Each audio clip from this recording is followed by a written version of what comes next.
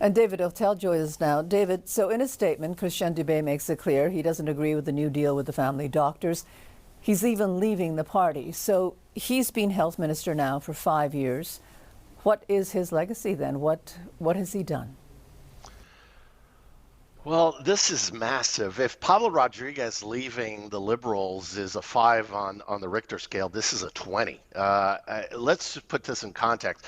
Christian Dubé was one of the first of the major Quebec Inc. power players to join the CAQ. First elected in 2012, was a vice president Cascade, vice president Caisse de Dépôt.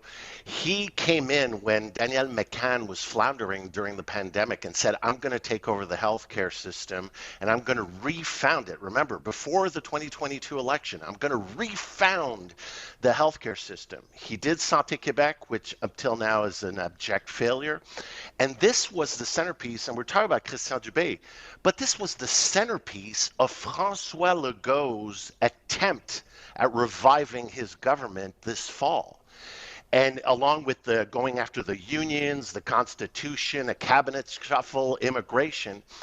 And so while with Christian Dubé doing this now, after Pablo Rodriguez's resignation, just before the break, he sends a clear message that François Legault threw one of his closest political allies under the bus last week when François Legault personally intervened to do a deal that Christian Dubé was not in agreement with and that was not approved because the strategy, let's remember, the whole strategy, Bill 2, everything, was Christian Dubé's centerpiece to redo the entire healthcare system, and it was approved by François Legault.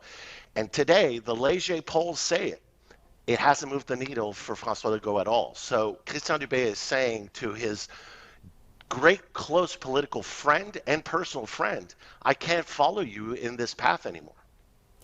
So what does today's resignation mean for François Legault and for his government? Well, look at this. Just this fall, he's lost now Christian Dubé, Lionel Carman, and François Bonnardel. You can't get more inner circle than that.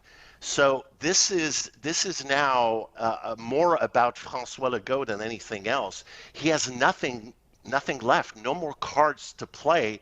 So I think the question now is, can François Legault really continue on as leader of the CAQ and as Premier of Quebec? Because this is a complete disgrace, I think, for him. Okay.